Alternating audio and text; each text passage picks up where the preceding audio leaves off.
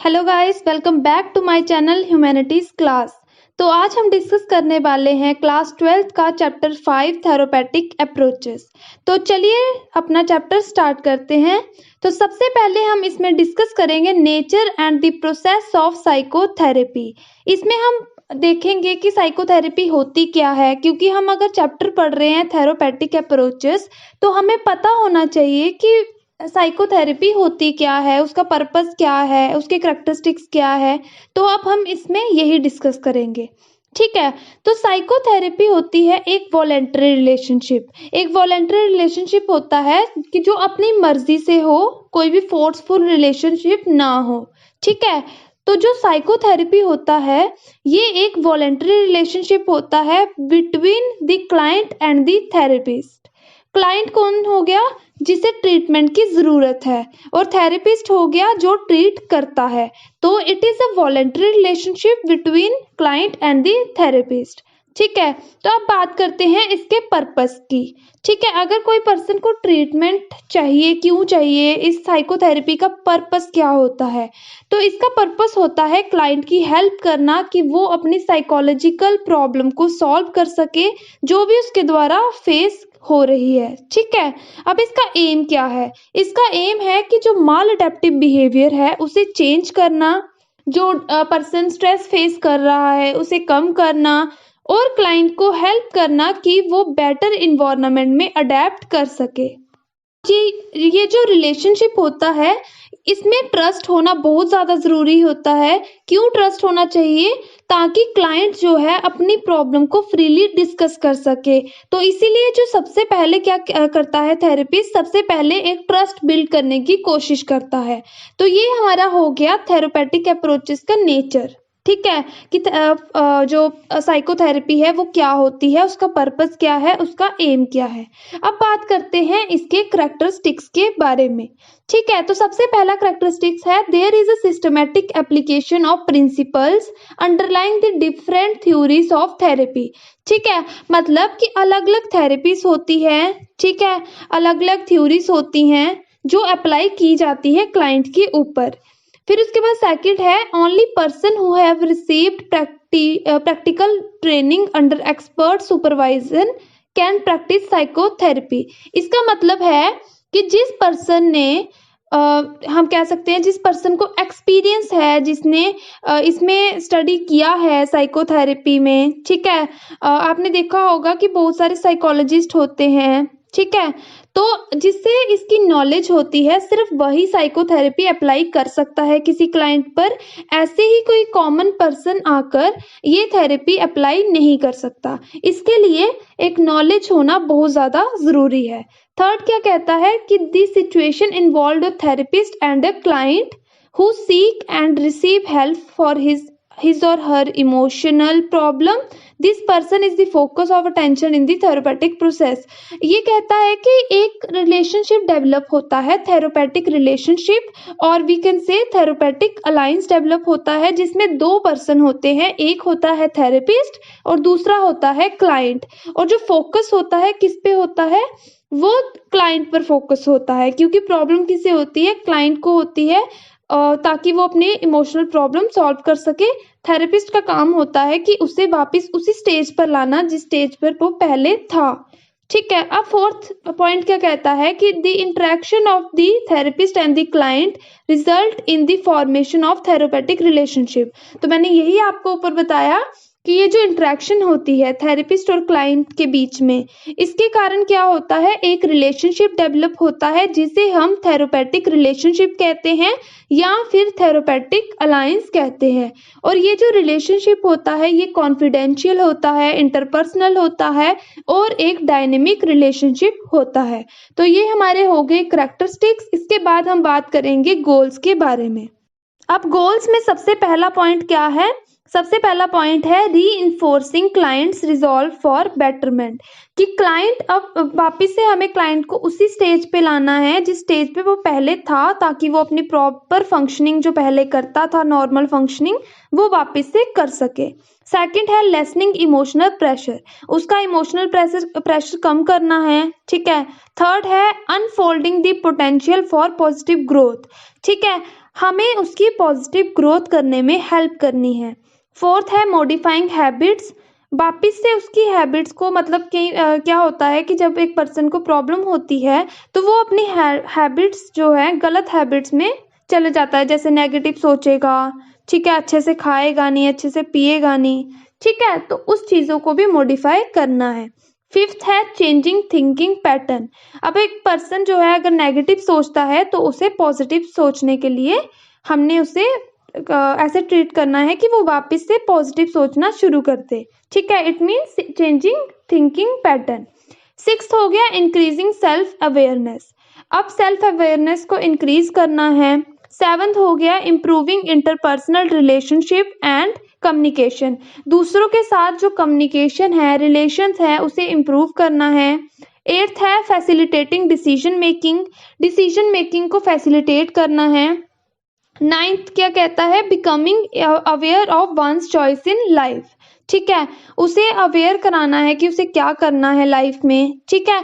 और लास्ट हमारा पॉइंट है relating to one social environment in more creative and self aware manner, कि वो और ज़्यादा क्रिएटिव सोचे, ठीक है, जो भी डिसीजन ले काफ़ी अच्छे से ले, ठीक है। तो ये हो गए हमारे गोल्स। अब इसके बाद हम बात करेंगे थेरेपेटिक रिलेशनशिप की। अब थेरेपेटिक रिलेशनशिप क्या होता है? थेरेपेटिक रिलेशनशिप एक स्पेशल रिलेशनशिप होता है between the client and the therapist, और इसे हम थेरेपेटिक अलायंस भी कहते हैं। अब इसके दो कंपोनेंट्स हैं। पहला है कॉन्ट्रैक्चुअल नेचर ऑफ रिलेशनशिप। अब इसका क्या मतलब है? इसका मतलब है कि दो विलिंग इंडिविजुअल्स एक कॉन्टैक्ट में आएंगे, ठीक है, मतलब कि एक थेरेपिस्ट एंड क्लाइंट अपनी मर्जी से एक रिलेशनशिप में आएंगे, जिसकी एम क्या होगी उस रिलेशनशिप की कि क्लाइंट को हेल्प करना है कि वो अपनी प्रॉब्लम को ओवरकम कर सके। उसके बाद सेकंड कंपोनेंट क्या है? Limited duration of the therapy. इसका मतलब है कि ये रिलेशनशिप और we can say therapeutic alliance तब तक रहेगा जब तक क्लाइंट वापस से अपनी नॉर्मल स्टेज में नहीं आ जाता, ठीक है। इसकी जो ड्यूरेशन होती है वो डिपेंड करती है थेरेपी पर, या फिर हम कह सकते हैं कि वो डिपेंड करती है कि कब तक क्लाइंट ठीक होगा, ठीक है। कई बार क्या होता है कि कुछ हफ्ते लगते हैं या कुछ दिन भी लगते हैं, लेकिन कई बार ऐसा भी हो सकता है कि कुछ साल भी लग जाए, ठीक है। तो ये हो गया limited duration of the therapy.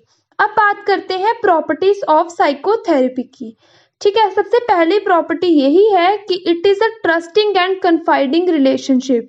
इस रिलेशनशिप में क्या होता है? ट्रस्ट और कॉन्फिडेंशियल रिलेशनशिप होता है, कि मतलब अगर क्लाइंट के साथ कोई भी बात थेरेपिस्ट के साथ अगर कोई भी बात क्लाइंट डिस्कस करता है तो थेरेपिस्ट वो बाहर जाके किसी और के साथ डिस्कस नहीं कर सकता, इसीलिए इस रिलेशनशिप को कॉन्फिडेंशियल रिलेशनशिप भी कहते हैं। उसके बाद सेकंड पॉइंट है the high level of trust enables the client to unburden herself और हिमसेल्फ टू द थेरेपिस्ट, मतलब कि जितना ज़्यादा ट्रस्ट आप उसके साथ डेवलप करोगे, क्लाइंट के साथ एक थेरेपिस्ट जितना ज़्यादा ट्रस्ट डेवलप करेगा, उतना ही अच्छे से जो क्लाइंट है वो अपनी प्रॉब्लम थेरेपिस्ट के साथ डिस्कस कर सकता है। जो भी उसे साइकोलॉजिकल प्रॉब्लम है या जो भी उसे पर्सनल प्रॉब्लम है वो थेरेपिस्ट के साथ डिस्कस कर पाएगा। तो ये हमारी होगी प्रॉपर्टीज ऑफ साइकोथेरेपी। अब बात करते हैं हम क्लासिफिकेशन ऑफ साइकोथेरेपी के बारे में। इस क्लासिफिकेशन ऑफ साइकोथेरेपी में हम क्या पढ़ेंगे? तीन टाइप्स डिस्कस करेंगे। पहली है साइकोडायनेमिक, दूसरी है बिहेवियरल और थर्ड है एग्जिस्टेंशियल थेरेपी। तीनों के जो मतलब पॉइंट्स हैं, जैसे क्या कॉज रहता है, ठीक है, और कब एग्जिस्टेंस में आता है, ट्रीटमेंट क्या होता है, इनके बारे में डिस्कस करेंगे। तो चलिए इस टॉपिक को स्टार्ट करते हैं। तो सबसे पहले हम बात करेंगे कॉज के बारे में। अब साइकोडायनेमिक में क्या कॉज रहता है? साइकोडायनेमिक में कॉज होता है इंट्रासाइकिक कन्फ्लिक्ट्स। जो भी एक पर्सन के ब्रेन में, ठीक है, जो भी कन्फ्लिक्ट चलते हैं उसके साइके में, तो उसके कारण क्या होता है कि वो एक प्रॉब्लम कह सकते हैं फेस करता है, ठीक है। अब बात करते हैं बिहेवियरल थेरेपी की।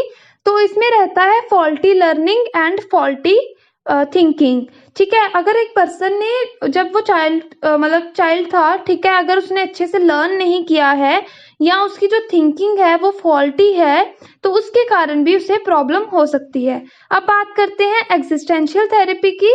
तो इसमें questions regarding meaning of one's life and existence, ठीक है, कि अगर एक पर्सन को क्लियर ही नहीं है कि उसका मोटिव क्या है लाइफ का, उसका गोल क्या है लाइफ का, तो उसके कारण क्या होता है कि ये कॉन्फ्लिक्ट्स रह सकते हैं, ठीक है, जिसके कारण एक पर्सन डिसऑर्डर फेस करता है। अब बात करते हैं हम कॉज केम इनटू एग्जिस्टेंस, ठीक है, कि कॉज एग्जिस्टेंस में कब आता है। साइकोडायनेमिक में क्या होता है कि जब एक पर्सन के अनफुलफिल्ड डिजायर्ड होते हैं, ठीक है, कुछ चाइल्डहुड के या फिर अनरिजॉल्व फेयर रहते हैं, तो उसके कारण क्या होता है कि इंट्रासाइकिक कॉन्फ्लिक्ट्स होते हैं। अब बात करते हैं बिहेवियरल थेरेपी की। तो इसमें हमने जैसे देखा कि फॉल्टी लर्निंग, ठीक है, या फॉल्टी थिंकिंग या जो भी बिलीव्स हैं अगर उसके नेगेटिव होंगे, उसके कारण उसे प्रॉब्लम होती है, साइकोलॉजिकल प्रॉब्लम होती है। और एग्जिस्टेंशियल में अगर देखा जाए तो इसमें क्या होता है, current feeling of loneliness, alienation, ठीक है, जो भी क्वेश्चंस होते हैं एग्जिस्टेंस के रिलेटेड, उसके कारण साइकोलॉजिकल प्रॉब्लम अकर होती है। उसके बाद बात करते हैं ट्रीटमेंट की। तो ट्रीटमेंट में क्या होता है, साइकोडायनेमिक के हम देखते हैं फ्री एसोसिएशन का यूज किया जाता है या फिर रिपोर्टिंग ऑफ ड्रीम्स का यूज किया जाता है। इसमें क्या होता है कि एक पर्सन क्या क्या उसे रात को ड्रीम्स आते हैं, ठीक है, वो सारे नोट डाउन किए जाते हैं। उसके बाद बात करते हैं बिहेवियरल की। तो इसमें क्या होता है कि फॉल्टी लर्निंग या फिर हम कह सकते हैं कंडीशनिंग पैटर्न को आइडेंटिफाई किया जाता है, ठीक है। एग्जिस्टेंशियल में क्या होता है कि पॉजिटिव एक्सेप्टिंग और नॉन जजमेंटल इन्वायरमेंट प्रोवाइड किया जाता है ताकि वो अपनी प्रॉब्लम को डिस्कस कर सके। इसके बाद बात करते हैं हम रिलेशनशिप के बारे में कि नेचर क्या है रिलेशनशिप। साइकोडायनेमिक में क्या होता है कि इसमें अज्यूम किया जाता है कि जो थेरेपिस्ट है वो क्लाइंट की इंट्रासाइकिक कन्फ्लिक्ट को काफी अच्छे से, मतलब कि क्लाइंट से भी बेटर समझ सकता है। और बिहेवियरल में देखा जाता है कि जो थेरेपिस्ट होता है कि वो कैपेबल होता है कि वो फाइंड आउट कर सकता है कि क्या करेक्ट बिहेवियर है, ठीक है, कि कैसा बिहेवियर होना चाहिए था, कैसा थिंकिंग पैटर्न होना चाहिए था। और एग्जिस्टेंशियल में देखा जाता है कि जो भी वो क्या किया जाता है उसमें कि एक positive non judgemental environment provide किया जाता है, जिससे क्या होता है कि क्लाइंट जो होता है काफी ज्यादा सिक्योर फील करता है, ठीक है, और वो अपनी प्रॉब्लम डिस्कस कर पाता है थेरेपिस्ट के साथ। अब सुनो, जो साइकोडायनेमिक और बिहेवियरल थेरेपी होती है, इसमें क्या होता है कि दोनों एज्यूम करते हैं कि जो थेरेपिस्ट है वो क्या कर सकता है, वो आपकी प्रॉब्लम को सॉल्व कर सकता है, ठीक है, आपकी प्रॉब्लम को समझ सकता है। लेकिन एग्जिस्टेंशियल थेरेपी में ऐसा नहीं होता है, ठीक है। अब बात करते हैं बेनिफिट्स टू द क्लाइंट, ठीक है। इसमें क्या है कि सबसे पहले अगर देखा जाए साइकोडायनेमिक में, तो इसमें क्या होता है इमोशनल इंसाइट, ठीक है, मतलब कि क्लाइंट जो है अपने कॉन्फ्लिक्ट्स को इंटेलेक्चुअल कॉन्फ्लिक्ट्स को काफी अच्छे से समझ सकता है, अपनी प्रॉब्लम को समझ जाता है। और बिहेवियर में क्या होता है कि एक माल अडेप्टिव बिहेवियर चेंज होकर अडेप्टिव बिहेवियर में आ जाता है और हेल्दी बिहेवियर हम कह सकते हैं कि अडॉप्ट कर लेता है। और लास्ट जो है एग्जिस्टेंशियल थेरेपी, उसमें क्या होता है कि पर्सनल ग्रोथ का बेनिफिट मिलता है क्लाइंट को, ठीक है। अब बात करते हैं लास्ट पॉइंट की, जो कि है ड्यूरेशन, कि कितनी ड्यूरेशन रहती है। हमने उसमें भी पढ़ा था प्रॉपर्टीज में कि जो ड्यूरेशन होती है वो लिमिटेड होती है। अब बात करते हैं अगर हम साइकोडायनेमिक में, तो इसमें क्या होता है कि 10 to 15 सेशंस लगते हैं या कुछ साल, आप ऐसे कह सकते हो सेवरल ईयर्स, ठीक है। बिहेवियरल में क्या होता है कुछ मंथ लगते हैं, ठीक है, और एक्सिस्टेंशियल थेरेपी में भी कुछ मंथ्स लगते हैं, ठीक है। तो यहाँ पे हमारा खत्म होता है क्लासिफिकेशन ऑफ साइकोथेरेपी का टॉपिक। बाद हमारा टॉपिक है बिहेवियर थेरेपी। इसके पहले आपकी बुक में दी होगी साइकोडायनेमिक थेरेपी, लेकिन वो हमारे सिलेबस में नहीं है, तो हम बिहेवियर थेरेपी डिस्कस करेंगे। अब बिहेवियर थेरेपी क्या कहती है? It focused on the behaviour and thoughts of the client in the present. मतलब कि ये किस पे फोकस करती है? क्लाइंट के जो प्रेजेंट के थॉट्स होंगे, उसकी जो प्रेजेंट का बिहेवियर है उस पे फोकस करती है, उसके पास्ट के बिहेवियर पे फोकस नहीं करती। अब इन्होंने आगे बोला है the past is relevant only to the extent of understanding the origins of the faulty behavior and thought patterns not relieved। मतलब कि क्या किया जाता है, उसके पास्ट को देखा जाता है लेकिन उसी एक्सटेंट तक देखा जाता है ताकि जो थेरेपिस्ट है वो अंडरस्टैंड कर सके कि कहाँ से फॉल्टी बिहेवियर आया। ठीक है, कि जो भी उसके फॉल्टी थॉट्स हैं वो कहाँ से आए हैं, क्यों आए हैं, इसे देखने के लिए पास्ट को देखा जाता है। लेकिन जो मेन फोकस होता है थेरेपिस्ट का वो प्रेजेंट पर ही होता है। ठीक है, अब आगे इन्होंने बताया है behaviour therapies are clinical application of learning theories, कि ये एक क्लिनिकल एप्लीकेशन होती है जिसमें अलग अलग थ्योरीज का यूज किया जाता है। अब बात करते हैं मेथड ऑफ ट्रीटमेंट। सबसे पहला पॉइंट है कि जो क्लाइंट है उसका इंटरव्यू लिया जाता है ताकि उसके फॉल्टी बिहेवियर को जान सके। ठीक है, ताकि एनालाइज कर सके उसके बिहेवियर पैटर्न्स को। दूसरा इन्होंने बताया है कि जो बिहेवियर एनालिसिस होता है वो क्यों कंडक्ट होता है, ताकि फाइंड आउट कर सके उसका माल फंक्शनिंग बिहेवियर। ठीक है, वो बिहेवियर जिसके कारण जो स्ट्रेस था क्लाइंट को वो अक्कर हुआ है। ठीक है, दूसरा है एंटीसीडेंट फैक्टर्स। ये वो कॉज होते हैं जो कि पर्सन को हम कह सकते हैं फोर्स करता है कि वो उस बिहेवियर में इंडल्ज हो। और थर्ड इन्होंने बताया है मेंटेनिंग फैक्टर। मेंटेनिंग फैक्टर वो फैक्टर होते हैं जिसके कारण which lead to the persistence of the faulty behaviour, जिसके कारण फॉल्टी बिहेवियर अकर होता है। ठीक है, अब बात करते हैं एम की। इस थेरेपी का एम क्या होगा? इस थेरेपी का एम है कि जो फॉल्टी बिहेवियर है उसे अडेप्टिव बिहेवियर के साथ चेंज करना है, या फिर हम कह सकते हैं सब्स्टिट्यूट करना है। ठीक है, अब बात करते हैं, इन्होंने आगे कुछ हमें पॉइंट्स दिए हैं एंटीसीडेंट ऑपरेशंस के, एस्टैब्लिशिंग ऑपरेशन और कॉन्सिक्वेंट ऑपरेशन। जब ना फॉल्टी बिहेवियर, ठीक है, एक बार पता चल जाए कि क्या जिसके कारण स्ट्रेस अक्कर हुआ है वो बिहेवियर पता चल जाए तो क्या किया जाता है, एक ट्रीटमेंट पैकेज चूज किया जाता है। उस ट्रीटमेंट पैकेज का क्या एम होता है कि जो फॉल्टी बिहेवियर है उसे एलिमिनेट करना है या फिर उसे सब्स्टिट्यूट करना है with the adaptive behaviour pattern, जो कि हमने एम में पढ़ा है। अब ये जो थेरेपिस्ट है ना वो क्या करता है, कुछ चीजों का यूज करता है। जैसे पहला आ गया एंटीसीडेंट ऑपरेशन। ठीक है, इसमें क्या किया जाता है कि ये बिहेवियर को कंट्रोल करता है by changing something that precedes such a behaviour, जिसके कारण वो बिहेवियर अक्कर हो रहा होगा ना उस चीज को चेंज कर देगा। जैसे कि इसमें एग्जांपल ले लेते हैं कि एक पर्सन था, ठीक है, जो जिसे रात को बहुत कम भूख लगती थी। ठीक है, मतलब इतनी ज्यादा भूख नहीं लगती थी। तो फिर उसकी मदर ने क्या किया कि जो शाम को उसे स्नैक्स देते थे ना इवनिंग में, उसे कम कर दिया, जिसके कारण चाइल्ड ने क्या किया, वो रात को खाना खाना शुरू कर दिया उसने। ठीक है, तो इसमें क्या यूज हुआ, एंटीसीडेंट ऑपरेशन का यूज हुआ। उसमें क्या किया गया कि बिहेवियर को कंट्रोल किया गया बाय चेंजिंग समथिंग, स्नैक्स को चेंज कर स्नैक्स को कम कर दिया गया, जिसके कारण क्या हुआ कि उसने खाना खाना शुरू कर दिया। ठीक है, अब बात करते हैं एस्टेब्लिशिंग ऑपरेशन की। एस्टेब्लिशिंग ऑपरेशन में क्या किया जाता है कि कोई चीज कम या ज्यादा कर दी जाती है। ठीक है, जैसे मैंने आपको इसकी एग्जांपल दी थी अभी चाइल्ड की, कि वो रात को खाना कम खाता था तो उसकी मदर ने क्या किया कि जो शाम के स्नैक्स थे उनकी वैल्यू कम कर दी, जिसके कारण वो रात को खाना खाना उसने शुरू कर दिया। तो ये क्या हुआ, एस्टैब्लिशिंग ऑपरेशन हुआ। अब बात करते हैं कॉन्सिक्वेंट ऑपरेशन की। इसमें क्या होता है, रीइंफोर्समेंट प्रोवाइड की जाती है किसी को। जैसे कि अगर एक पर्सन ने अच्छा काम किया होगा, जैसे स्कूल में क्या होता है, टीचर जो है अगर बच्चा अच्छा काम करता है तो टीचर ने रिवॉर्ड रखा होता है कि वो उसे चॉकलेट देगी।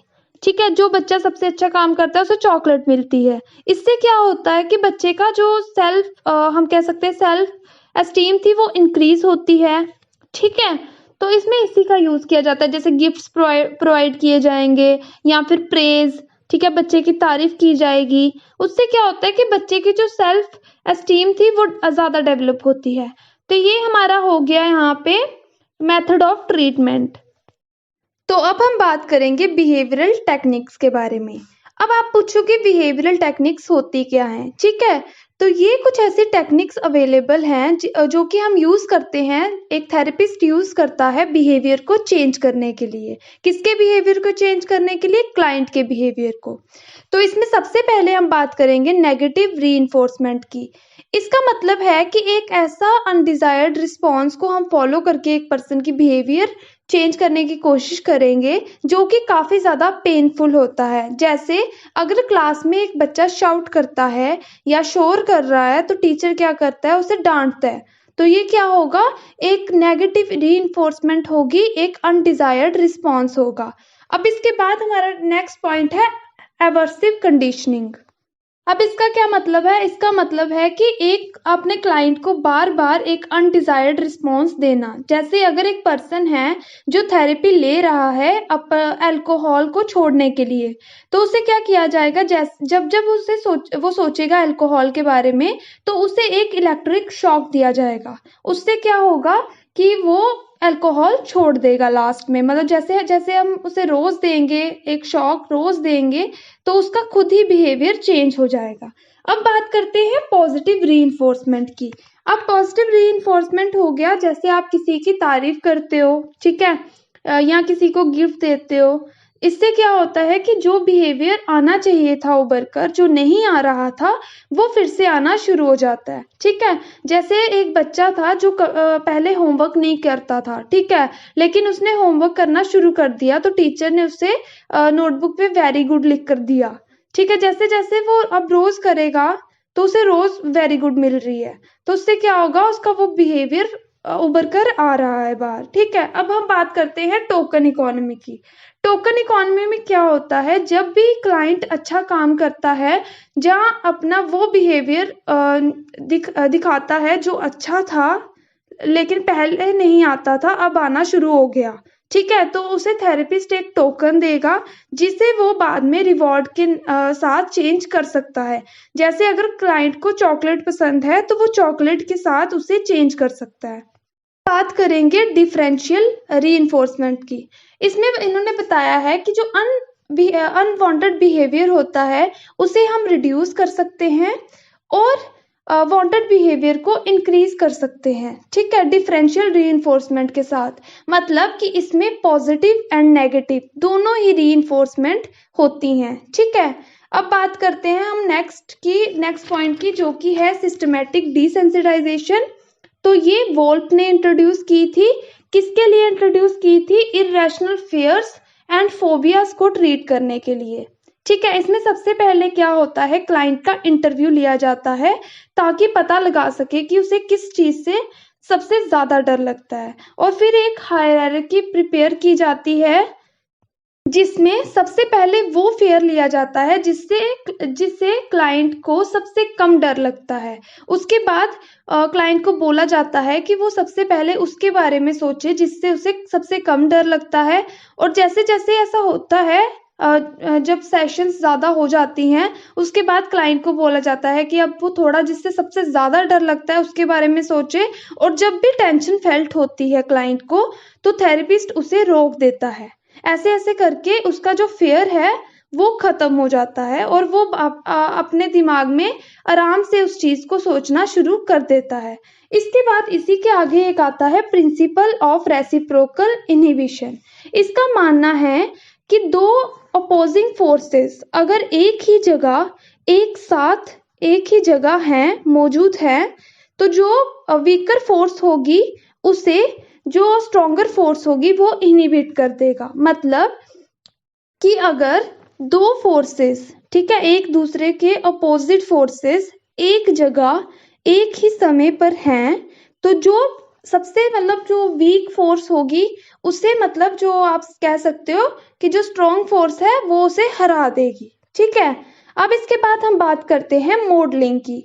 मॉडलिंग आप आराम से समझ सकते हो, किसी को देखकर अपना बिहेवियर चेंज करना। जैसे अगर क्लाइंट है वो थेरेपिस्ट को देख के अगर अपना बिहेवियर चेंज करता है तो उसे हम मॉडलिंग कहते हैं। यहाँ पे हमारी कंप्लीट होती है बिहेवियरल टेक्निक्स। इसके बाद हमारी नेक्स्ट थेरेपी है कॉग्निटिव थेरेपी। अब कॉग्निटिव थेरेपी का मानना है कि जो साइकोलॉजिकल डिस्ट्रेस होता है वो irrational thoughts and irrational beliefs के कारण होता है, जिसमें सबसे पहले आती है रैशनल इमोटिव थेरेपी। ठीक है, और इसके बाद है हमारी जो एरन बैक्स ने हमें कॉग्निटिव थेरेपी दी थी, और जो लास्ट है इसमें हमने पढ़नी है वो है कॉग्निटिव बिहेवियर थेरेपी। तो सबसे पहले हम बात करते हैं रैशनल इमोटिव थेरेपी। तो ये थेरेपी दी थी एल्बर्ट एलिस ने। इनका मानना था इस थेरेपी का जो सेंट्रल हम कह सकते हैं जो ये मानती है ना, सेंट्रल थीम जो है ना इस थेरेपी की, वो ये है कि जो इररेशनल बिहेवियर बिलीव्स होते हैं या इररेशनल थॉट्स होते हैं, ठीक है, वो दो चीजों के इर्द गिर्द घूमते रहते हैं।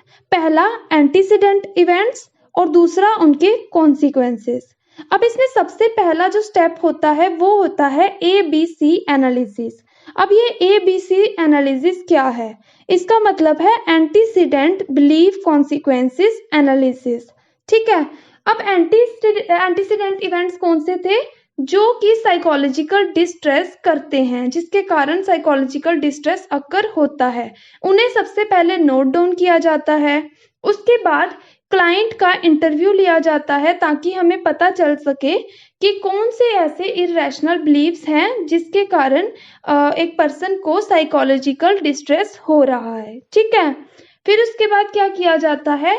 इररेशनल बिलीव्स, ठीक है, ऐसे बिलीव्स होते हैं जैसे कि अगर एक क्लाइंट को लगता है कि मुझे सबसे प्यार मिलना चाहिए, ठीक है, that is one should be loved by everybody all the time. ठीक है, कि मुझे सबसे प्यार मिलना चाहिए, कोई मुझे डांटे ना। ठीक है, ये एक इररेशनल बिलीफ है। तो उसके बाद क्या करता है थेरेपिस्ट? नॉन डायरेक्टिव क्वेश्चनिंग का यूज करता है। ये वो क्वेश्चनिंग होती है जो कि जेंटल होती है, नॉन डायरेक्टिव होती है, डायरेक्ट नहीं होती है।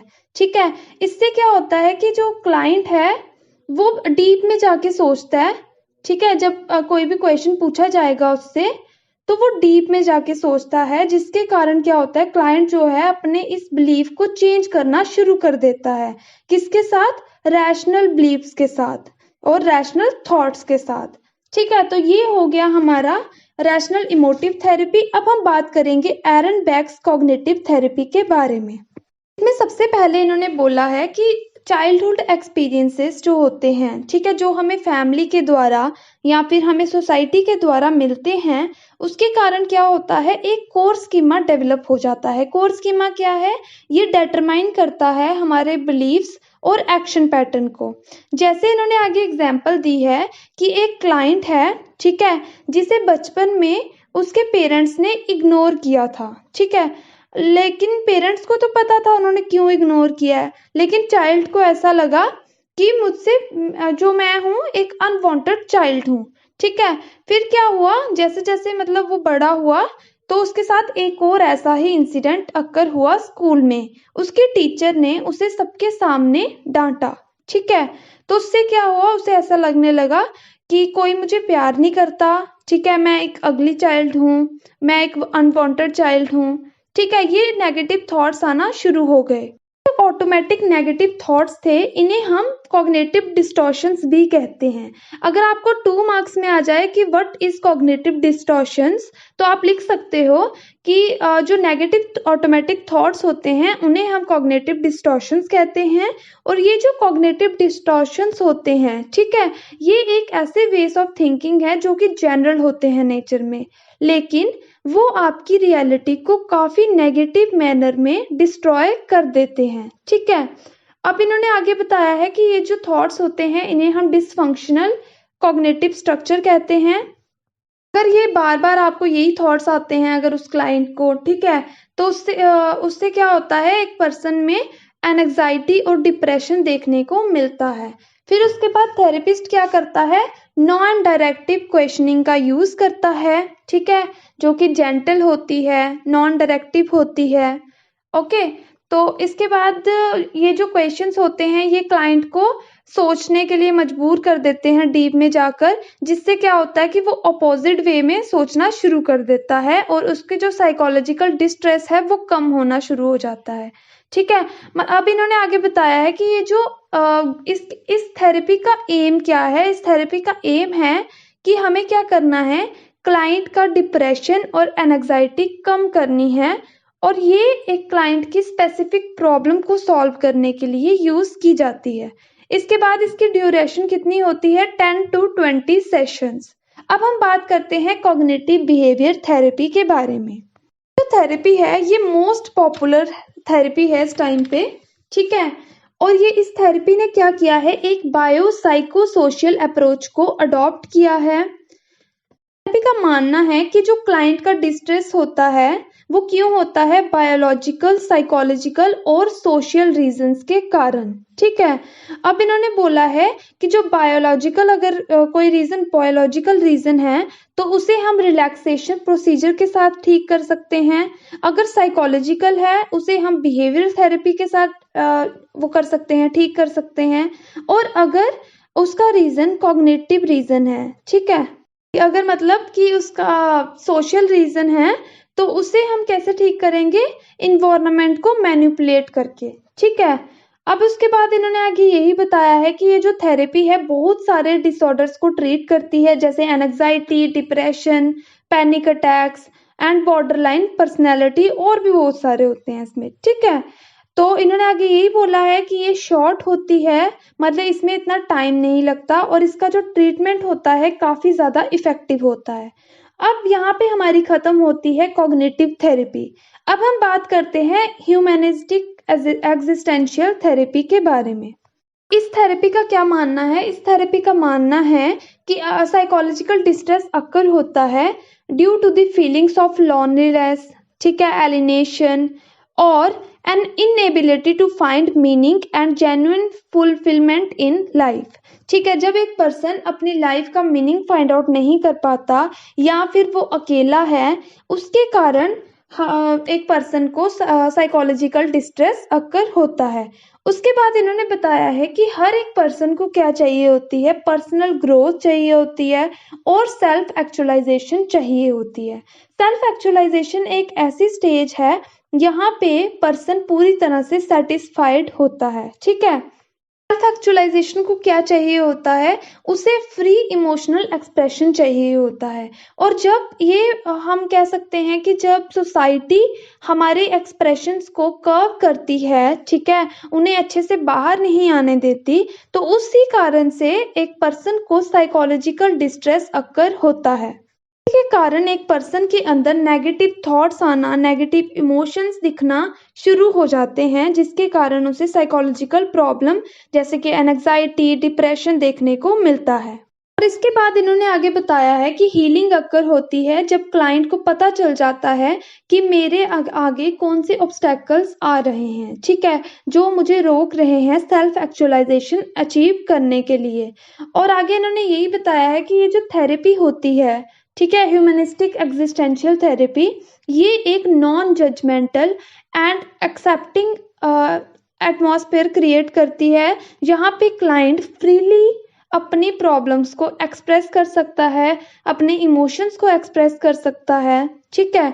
अब इन्होंने आगे बताया है कि रोल क्या है थेरेपिस्ट का, ठीक है, कि ये जो पूरी थेरेपी है इसमें थेरेपिस्ट का रोल क्या है। जो थेरेपिस्ट होता है वो एक फैसिलिटेटर की तरह काम करता है और एक गाइड की तरह काम करता है। मतलब वो हेल्प करेगा, लेकिन जो ड्यूटी होगी पूरी कि कैसे मतलब बिहेवियर कंट्रोल करना है, वो क्लाइंट की रिस्पॉन्सिबिलिटी होगी। इसमें थेरेपिस्ट क्या करता है, वो सिर्फ एक गाइड की तरह, एक हेल्पर की तरह काम करता है। ठीक है। और इन्होंने आगे यही बताया है कि जो चीफ एम है इस थेरेपी की, वो ये है कि क्लाइंट की अवेयरनेस को एक्सपेंड करना है। यहाँ पे हमारी खत्म होती है ह्यूमनिस्टिक एग्जिस्टेंशियल थेरेपी। अब हम बात करेंगे एग्जिस्टेंशियल थेरेपी के बारे में, जिसे हम लोगोथेरेपी भी कहते हैं। और ये हमें किसने दी थी, ये हमें विक्टर फ्रैंक ने दी थी, जो कि एक साइकेट्रिस्ट हैं और एक न्यूरोलॉजिस्ट हैं। ठीक है। जो ये वर्ड है लोगोथेरेपी, ठीक है, इसे हम दो हिस्सों में डिवाइड करते हैं। पहला आता है लोगोस, ये एक ग्रीक वर्ड है जिसका मतलब है सोल, और लोगोथेरेपी का मतलब हुआ ट्रीटमेंट फॉर दी सोल। अब इन्होंने आगे बताया है कि जो सेंस ऑफ मीनिंग मेकिंग, ठीक है, उसके बारे में इन्होंने विक्टर फ्रैंक ने हमें थेरेपी में बताया है। ठीक है, अब इसका बेसिस क्या है मीनिंग मेकिंग का? ठीक है, इसका बेसिस ये है कि ताकि एक पर्सन जो है स्पिरिचुअल ट्रुथ को फाइंड आउट कर सके। ठीक है, जैसे आपने सेकंड चैप्टर में पढ़ा था अनकॉन्शियसनेस, ठीक है, ये सारी चीजें पढ़ी थी, कॉन्शियसनेस, ठीक है, वैसे ही इसमें इन्होंने बताया है स्पिरिचुअल अनकॉन्शियस के बारे में। ठीक है, वो क्या है? Store house of love, aesthetic awareness and value of life. तो इन्होंने आगे यही बोला है कि न्यूरोटिक एंजाइटीज अराइज होती है जबकि जब भी आपकी जो प्रॉब्लम होगी, ठीक है, वो अगर अटैच्ड होगी साइकोलॉजिकल, फिजिकल या फिर स्पिरिचुअल एस्पेक्ट के साथ, उस टाइम पे क्या होगा? न्यूरोटिक एंजाइटी अकर होगी। इन्होंने आगे ये बताया है कि जो फ्रैंकल का मेन मोटिव क्या था कि स्पिरिचुअल अनकॉन्शियसनेस जो है उसे फाइंड आउट कर सके, एक पर्सन अपनी लाइफ में मीनिंग फाइंड आउट कर सके कि वो क्यों आया है। ठीक है, उसे पता चल सके अपनी लाइफ का मीनिंग।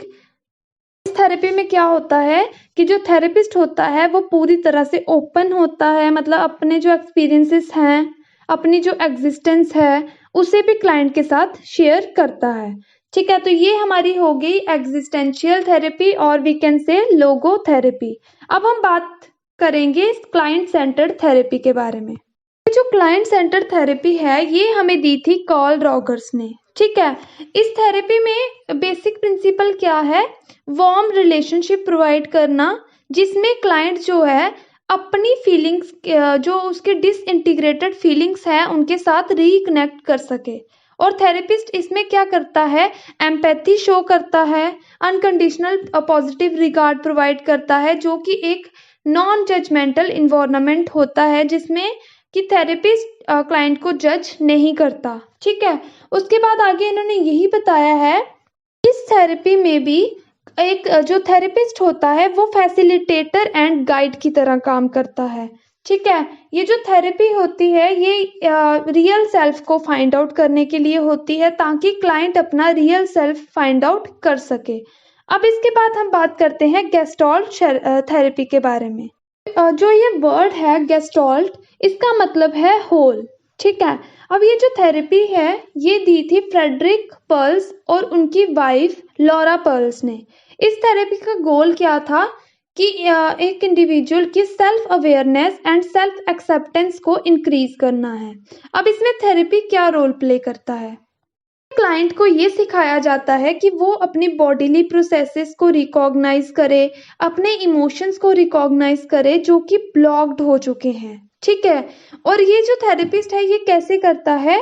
क्लाइंट को एनकरेज करके कि वो अपनी जो फैंटेसीज है, जो दूसरा वर्ल्ड है, उससे बाहर निकल के अपनी फीलिंग्स और कॉन्फ्लिक्ट्स के बारे में पता करे।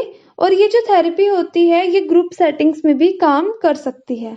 अब हम बात करेंगे factors contributing to the healing in psychotherapy, जिसमें सबसे पहले आती है टेक्निक्स।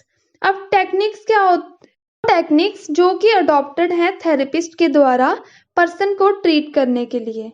तो इन्होंने आगे बताया है कि बहुत सारे, मतलब हीलिंग प्रोसेसेस में बहुत सारे फैक्टर्स हैं, लेकिन सबसे पहले हम बात करेंगे टेक्निक्स के बारे में जो कि थेरेपिस्ट अप्लाई करता है क्लाइंट पर डिस्ट्रेस को कम करने के लिए। ठीक है, अब इसके बाद आती है बात थेरेपेटिक अलायंस की। अब थेरेपेटिक अलायंस क्या है? It is a special relationship between the client and the therapist. Client कौन है? वो पर्सन जिसे ट्रीटमेंट की जरूरत है, और थेरेपिस्ट वो पर्सन है जो कि क्लाइंट को ट्रीट करता है। ठीक है, अब इसके बाद थर्ड हमारा फैक्टर है कैथारसिस। क्या होता है कि जो इनिशियल सेशंस होते हैं थेरेपी के, मतलब कि जो स्टार्टिंग के सेशंस होते हैं उसमें क्या होता है, क्लाइंट जो है पूरी तरह से अपना जो इमोशनल प्रॉब्लम है उसे अनबर्डन करता है, और इस इमोशनल अनबर्डिंग प्रोसेस को हम कैथारसिस कहते हैं। ठीक है, इसके बाद फोर्थ फैक्टर आता है नॉन स्पेसिफिक फैक्टर। इसमें आगे इन्होंने 2 टाइप्स दिए हैं। पहला है पेशेंट वेरिएबल और दूसरा है थेरेपिस्ट वेरिएबल्स। अब सुनो, यहाँ पे कुछ मतलब नॉन स्पेसिफिक फैक्टर्स होते हैं जो कि यूज़ किए जाते हैं साइकोथेरेपी में, और इन फैक्टर्स को नॉन स्पेसिफिक बोला जाता है क्योंकि ये अलग-अलग सिस्टम में मतलब साइकोथेरेपी के टाइम पे अलग-अलग बार अकर होते हैं, ठीक है? और ये अलग-अलग अवेलेबल होते हैं क्लाइंट एंड द थेरेपिस्ट के लिए।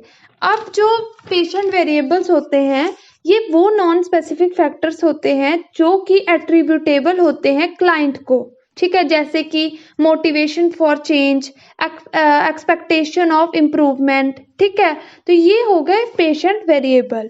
और वो नॉन स्पेसिफिक फैक्टर जो कि थेरेपिस्ट के लिए एट्रीब्यूटेबल होते हैं, वो है पॉजिटिव नेचर, ठीक है? Absence of unresolved emotional conflict, presence of good mental health, ये हो गए थेरेपिस्ट वेरिएबल्स।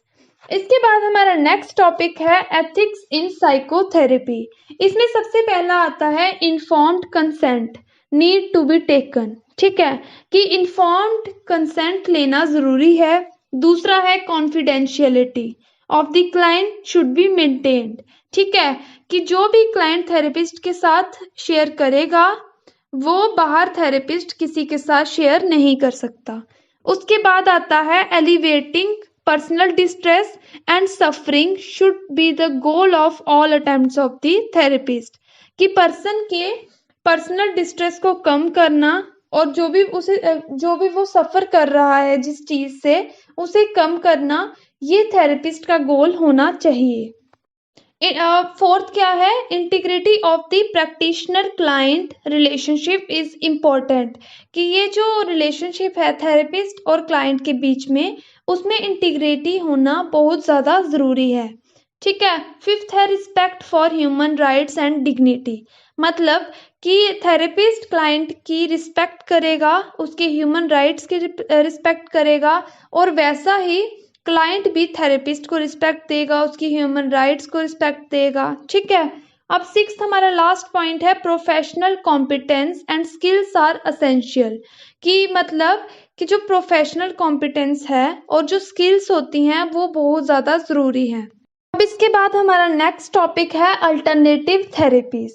अब सुनो, इन्हें अल्टरनेटिव थेरेपीज क्यों बोला जाता है? क्योंकि ये अल्टरनेटिव ट्रीटमेंट्स होते हैं, ठीक है? और यहाँ पे बहुत सारी अल्टरनेटिव थेरेपीज होती हैं, जैसे कि योगा हो गया, मेडिटेशन हो गया, हर्बल रेमेडीज हो गई, ठीक है? अब इसमें सबसे पहले हम डिस्कस करेंगे योगा के बारे में। योगा क्या होते हैं? आसन। आसन क्या है? बॉडी पोस्चर्स, ठीक है? और इसमें प्राणायाम भी इंक्लूड होता है, जो कि होती है ब्रीदिंग प्रैक्टिसेस, जो कि आपने पीएचई में पढ़ी होंगी। इसमें इन्होंने सबसे पहले बताया है ये जो योगा होता है, ठीक है, ये आपके मूड को अच्छा करता है, ठीक है? आपकी हेल्थ, मेंटल फोकस बना रहेगा, स्ट्रेस कम रहेगा, ठीक है? स्ट्रेस को टॉलरेट करने की आपको क्षमता प्रोवाइड करेगा। सेकंड पॉइंट है reduce the time to go to sleep, ठीक है? कि आप मतलब कई पर्सन होते हैं जिन्हें रात को नींद नहीं आती, ठीक है? ये आपको उसमें हेल्प करेगा, और क्वालिटी ऑफ स्लीप जो है उन्हें इम्प्रूव करेगा। नेक्स्ट है proper training by a skilled teacher and 30 minutes practice every day maximise the benefit. कि अगर आप किसी से ट्रेनिंग लेते हो, ठीक है, कोई एक ऐसा पर्सन है, स्किल्ड पर्सन है या टीचर है, तो उससे आपको काफ़ी ज़्यादा बेनिफिट हो सकता है। और अगर आप रोज़ 30 मिनट्स योगा करते हो तो उससे आपकी हेल्थ अच्छी बनी रहेगी। उसके बाद हमारा नेक्स्ट आता है मेडिटेशन। मेडिटेशन क्या होता है? किसी चीज़ पर फोकस करना, या कोई चीज़ भी हो सकती है, ठीक है? कोई थॉट भी हो सकता है, कोई मंत्र भी हो सकता है जिस पे आप फोकस कर रहे हो, और आपको मतलब आसपास क्या हो रहा है उसकी कोई खबर नहीं है, उसे हम मेडिटेशन कहते हैं। ऐसा नहीं है कि अगर आप में बैठे हुए हो, आप सोच रहे हो, ठीक है, और इधर शोर हो रहा है, उधर शोर हो रहा है, आपको सब पता चल रहा है। इसमें क्या होता है कि एक पर्सन पूरी तरह से उस चीज़ के लिए बिल्कुल इतना ज़्यादा फोकस्ड हो जाता है कि उसे आसपास क्या हो रहा है उसकी भनक भी नहीं लगती। इसके बाद नेक्स्ट क्या है, सुदर्शना क्रिया योगा। इसमें इन्होंने बताया है कि ये क्या होती है, रैपिड ब्रीथिंग टेक्निक होती है जो कि हाइपर वेंटिलेशन को इंड्यूस करती है, ठीक है। और ये इसमें क्या होता है, लो कॉस्ट होती है, ठीक है, बेनिफिशियल होती है और इसमें रिस्क भी कम होता है, ठीक है। आगे इन्होंने बताया है it used as a public health intervention technique, ठीक है। ये एक पब्लिक हेल्थ इंटरवेंशन टेक्निक की तरह भी यूज की जाती है पीटीएसडी को कम करने के लिए, और भी बहुत सारे डिसऑर्डर्स होते हैं जो कि इसके द्वारा ट्रीट होते हैं। डिप्रेशन कम करती है, ठीक है। आगे इन्होंने यही बताया है कि ये कैसे पता चला था कि ये डिप्रेशन कम करती है। एक रिसर्च हुई थी national institute of mental health and neuroscience के अंदर, ठीक है, तब पता चला था। आगे है इन्होंने बताया है रिड्यूस स्ट्रेस, स्ट्रेस कम करती है, ठीक है। जैसे कि जो पर्सन होते हैं जिन्हें सब्सटेंस अब्यूज डिसऑर्डर होता है, ठीक है, अल्कोहल हो गए, तो उसे भी कम करने में हेल्प करती है। उसके बाद नेक्स्ट हमारा है कुंडलानी योगा। काफ़ी इफ़ेक्टिव है, ठीक है, मेंटल डिसऑर्डर्स को ट्रीट करने के लिए, जैसे कि ओसीडी हो गया, ठीक है। और ये क्या करती है, प्राणायाम को मंत्र के साथ कंबाइन कर देती है, ठीक है। उसके बाद नेक्स्ट हमारा, इसके बाद हम पढ़ेंगे मेडिटेशन के बारे में। तो इसमें सबसे पहले इन्होंने बताया है कि ये एक माइंडफुलनेस बेस्ड मेडिटेशन होती है। इसमें कोई भी ऑब्जेक्ट या फिर कोई भी थॉट को होल्ड नहीं किया जाता टेंशन के लिए। उसके बाद सेकंड पॉइंट इन्होंने बताया है कि एक पर्सन क्या करता है, बहुत सारी बॉडीली सेंसेशन ऑब्जर्व करता है अपने अंदर, ठीक है, अलग अलग थॉट्स ऑब्जर्व करेगा, और इससे क्या होता है, डिप्रेशन कम होता है पर्सन का, इमोशनली पर्सन स्ट्रांग बनता है, ठीक है, स्ट्रेस कम होगा। उसके बाद नेक्स्ट हमारा है last topic, rehabilitation of the mental ill. इसकी एम क्या है कि पेशेंट को क्या करना है, एक प्रोडक्टिव मेंबर बनाना है सोसाइटी का, ठीक है।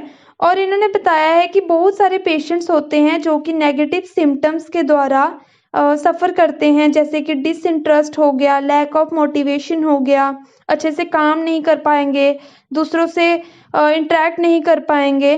तो इसीलिए क्या होता है, रिहेबिलिटेशन ज़रूरी होता है इन पेशेंट्स को अच्छे से, मतलब सेल्फ सफिशिएंट बनाने के लिए। तो इसमें आगे इन्होंने यही बताया है कि रिहेबिलिटेशन में पेशेंट्स को क्या किया जाता है, ऑक्यूपेशनल थेरेपी दी जाती है। क्या किया जाता है, पेशेंट्स को candle making, paper bag making, ये सारी चीज़ें सिखाई जाती है। उसके बाद सोशल स्किल्स ट्रेनिंग प्रोवाइड की जाती है, जिसमें इंटरपर्सनल स्किल्स डेवलप करना सिखाई जाता है, ठीक है, कि कैसे एक पर्सन इंटरपर्सनल स्किल्स डेवलप कर सकेगा, ठीक है। उसके बाद कॉग्निटिव ट्रेनिंग दी जाती है जो कि एक पर्सन के कॉग्निटिव फंक्शंस को इम्प्रूव करता है, अटेंशन हो गया, मेमोरी हो गया, ये सारी चीज़ें इम्प्रूव करता है। उसके बाद लास्ट आता है वोकेशनल थेरेपी प्रोवाइड की जाती है। जब पर्सन जो है, जो पेशेंट होता है, एक बार वो सफिशेंटली इम्प्रूव हो जाए, ठीक है, स्किल, फिर क्या किया जाता है, तो हेल्प किया जाता है कि वो स्किल्स गेन कर सके जो कि उसे प्रोडक्टिव एम्प्लॉयमेंट लेने में हेल्प हो, ठीक है। उसके बाद यहाँ पे हमारा चैप्टर होता है ख़त्म। Thank you so much for watching my video, and अगर आपको अच्छी लगी हो तो लाइक, शेयर एंड कमेंट ज़रूर कीजिएगा और चैनल को सब्सक्राइब ज़रूर कीजिएगा। Thank you so much.